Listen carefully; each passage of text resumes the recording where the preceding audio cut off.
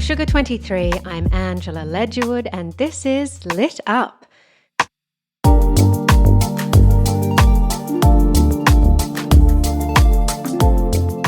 This is a special week on Lit Up. I'm appearing on another podcast called So Many Damn Books, hosted by Christopher Hermelin, and I'm having him on Lit Up to talk about how to break out of a reading rut. So a little bit about Christopher. He is a man of many talents. He's a literary agent at the Fisher Harbage Agency, where he represents some of the best contemporary novelists, including Meredith Westgate, who has been on Lit Up to talk about her novel Shimmering State. Christopher is also known as the roving typist, and if you live in Brooklyn, you might be lucky enough to see him sitting down with his typewriter, writing stories and poems for those people walking by. Christopher also has another talent, and that is making themed cocktails inspired by books. And when I was a guest on So Many Damn Books, he came up with the most delicious cocktail for me that involved a mini blowtorch and a smoky pineapple-infused Aperol. I love talking to Christopher. He brings such an interesting perspective kind of from within the literary and publishing world. It's not every day that I get to talk to another books podcaster. It made me feel like I was part of such a wonderful book community in New York City. I hope you love this conversation. I was a little tipsy, so forgive me.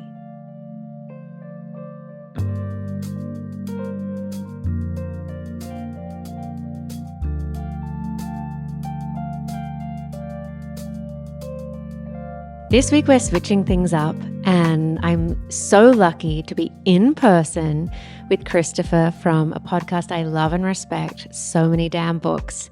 So talk to me about, how your day job and my day job are a little similar in that you're reading all the time. But when were you in a rut recently, and what brought you out of it? Yeah. I feel like the most recent rut that I think we were all in, all together, was at the start of lockdown 2 years ago. That was a really bad rut, right? I didn't want to read anything at all.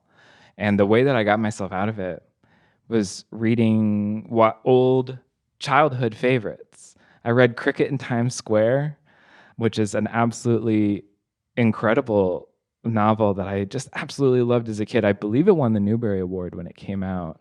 And it's really about just like a Qriket who is living in Times Square, as the title says, but he can rub his legs together and make classical music. And he hears classical music and can replicate it with his legs. And so people from all around the world come to see this Qriket perform. And he helps this family. In the meantime, also making friends with a cat and a rat. But reading these books, that and The Car by Gary Paulsen, and I think I reread Stargirl by Jerry Spinelli. And those books, they were just the most wonderful reminder of why I even fell in love with reading in the first place. And so that was the best way to do it was, and I believe it'll work every time, is anytime I feel like I am losing the magic, I can go back to the original magic making and see how they did it. And the other way is graphic novels. I really love to turn to a graphic novel because they're easier, they're visual, they might not be dealing with easier topics or anything, but you also feel like if you're not reading a lot and you're feeling beaten down by reading, if you spend just 20 minutes reading a graphic novel, you've read like 50 pages. You feel that you get that like momentum going again. Well, what genre are you drawn to most? So people are sending you books all the time, but when it's just Christopher alone in his library room or at a bookstore, what table do you go to first? I've been thinking about this recently that like I've unfortunately like ruined bookstores for myself because I have, behind you is a book tower that's taller than you are, I think. That's just books that I own but haven't read yet. And it's a crazy amount. So it's a lot. I'm turning around and I'm looking at this bookshelf and I'm seeing Tarot, Plain and Simple. Oh, that's a great book. The shelf you're looking at, that's nonfiction and inspiration. The tower of books is to the left of it. That they're Okay. they're just He's very precariously clarifying. stacked. I would say that I'm drawn to, both professionally and in regular life, drawn to the stuff set in the very much contemporary now or the near future. That's probably the thing that I'm looking for the most, both in my reading life and in my professional life. I believe that people who are actually trying to figure out the now and trying to chart a path through it, it's the most helpful thing, it's the most interesting thing, and it's also just, it seems like the most challenging thing. So many people are shying away from it, sending their books in the 90s so that they don't have to have cell phones or before. And I crave to understand the world that we're in right now. And I feel like the best way to do that is to read about it. And so I'm really looking for the books that are like, this book is talking about like 2019 or something. Those are the ones that I'm really drawn to. And is that fiction? That's fiction. Nonfiction, I'm very much more of like a dilettante. Like I just want to read something that's interesting. Like I love Mary Roach for that. I love the writers that for nonfiction that write you think it's like this, but it's really like this. It's my favorite.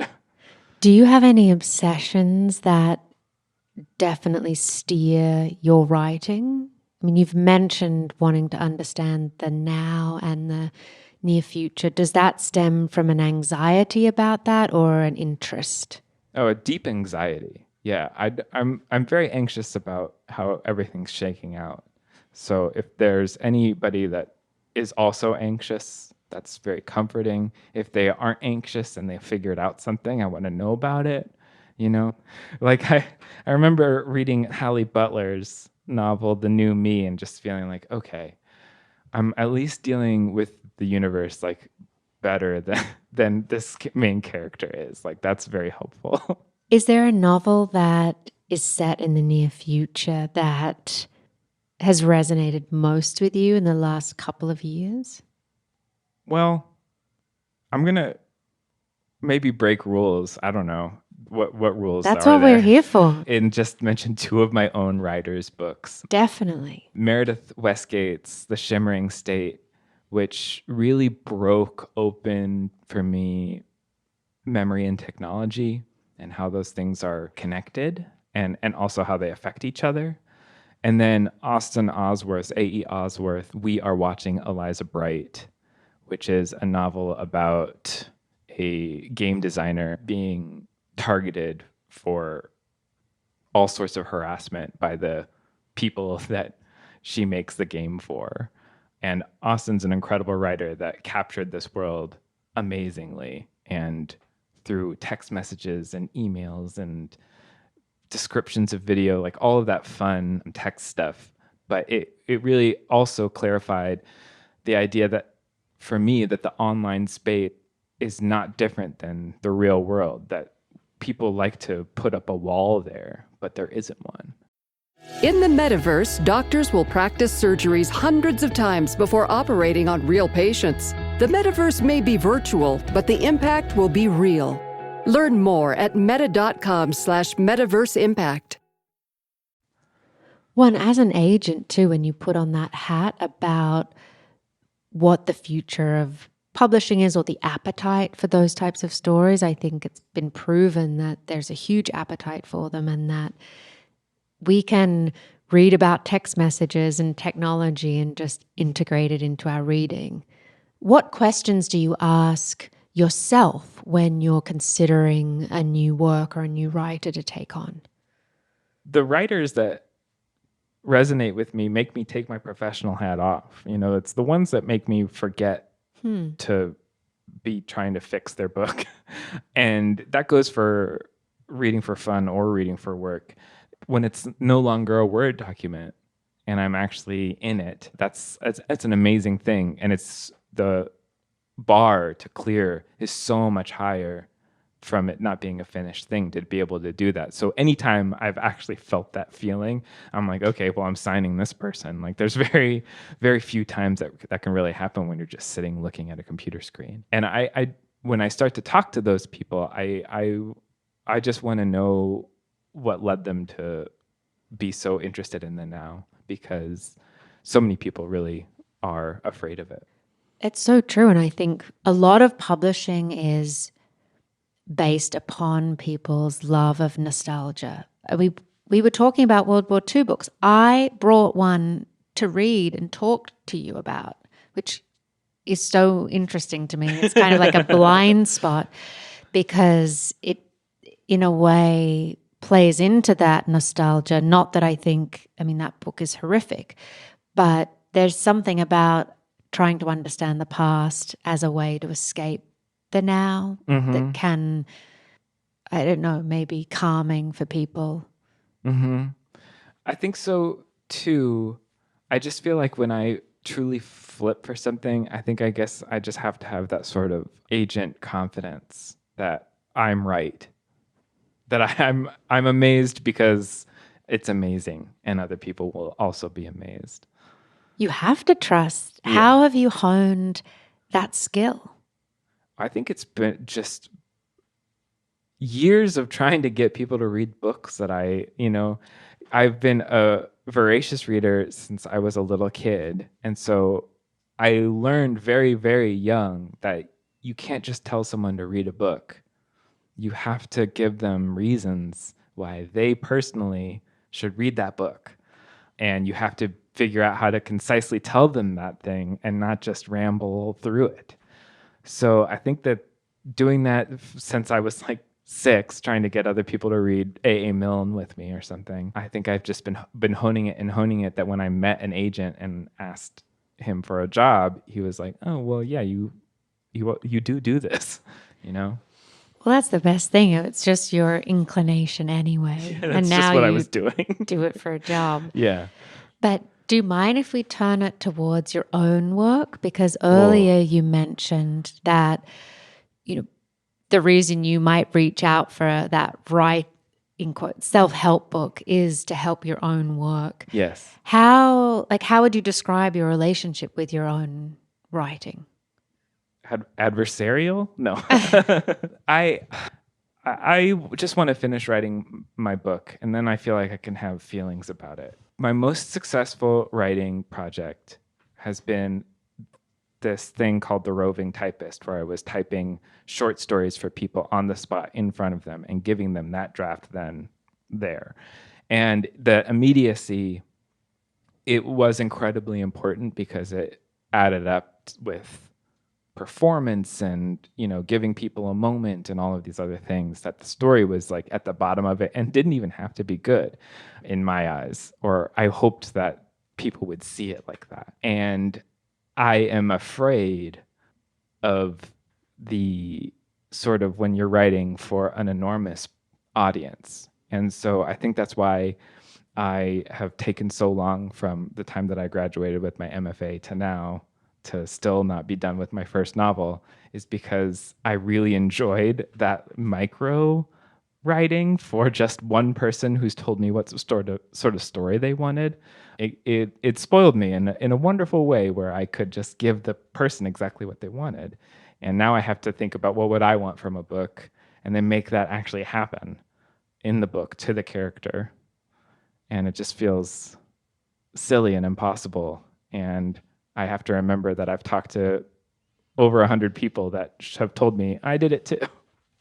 I mean, you must feel that way too with your writing in some way. Yeah, I am not thinking about writing at the moment at all. It's very freeing. I feel like I had an idea in my 20s, and I was speaking to a great writer, Maeve Higgins, last night. And she was saying, she's great. She's so wonderful she was listening to Elizabeth Gilbert and rereading Big Magic, and saying that ideas leave and they lose their magic if you don't pin them down. And I feel like I had an idea then and I didn't pin it down, and it actually has gone, and it's okay. I'm not worried about it, but the next idea will come, and maybe it's illustration or drawing, or I'm kind of less concerned with words at the moment and more in like looking up and being in the world a bit. I think because my work is so inward and computer focused. Yes. Now I'm like, I want to meet some birds and learn about leaves. Yeah. I completely agree with you on looking up and being out. And that's the thing that, that's what always is raging as far as like when you're sitting down and you just have a blank page in front of you, it's so much better to think like, why don't I just get up and go look at some stuff and not be, heading deeper into my own mind where I have to hang out all the time anyway. Maybe what I just said is a huge strategy of procrastination and avoidance, whereas yours is like getting it done. So don't quote me on that at all.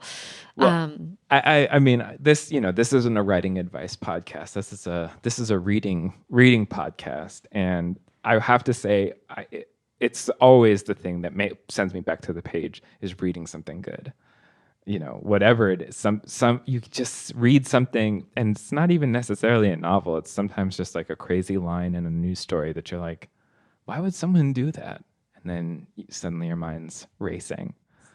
We're coming into summer. Is there one book that you've been looking forward to bringing with you somewhere where you have that moment, whether it's by a lake or a pool, something that you've wanted to read for a long time and you're like, this will be the summer to do it? I have owned Ada or Ardor by Nabokov for ages, for so long, and I feel like it's probably finally time to read that. And I'm also really interested in finally reading. I mean, this isn't like an old project, but as soon as I finished The Idiot by Elif Batuman, I loved it so much and I wanted a sequel, and now the sequel's come out, Either Or, and I've owned it's one of these books that I've owned and it's on my shelf, and I keep thinking like not yet, but because I want to take it to the beach. I feel like I don't know how much of a beach read a second year and a Harvard student, Yale, an Ivy League student's life is. I know that's not what people usually bring to the beach, but I'm excited about it because I wanted a sequel as soon as I finished the first one. I feel like you defy expectations anyway, so you can definitely come up to the beach. Okay, what lights you up? You know what really lights me up recently is the excitement that my dog has for when I get home. She's just so excited to see me again, and it's just really nice.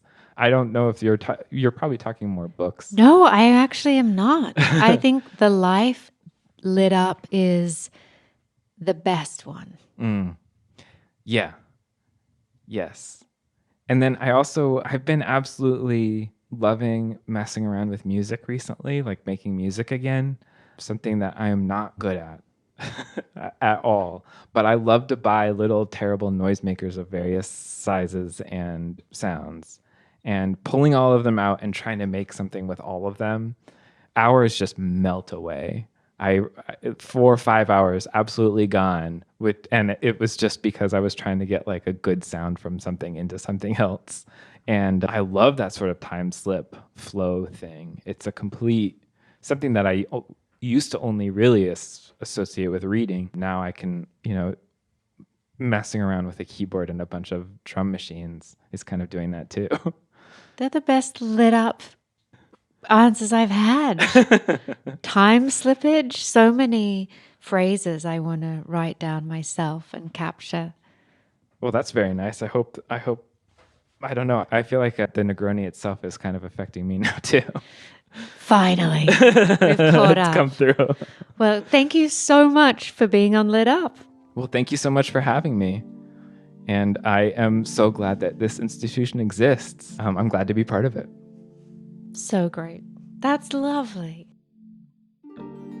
Lit Up is a podcast from Sugar 23. It's hosted by me, Angela Ledgewood, and is produced by Liam Billingham. Olivia Olmer is the marketing and editorial consultant. Mike Mayer and Michael Sugar are the executive producers. Andrei Radofsky wrote the theme music. See you in 2 weeks.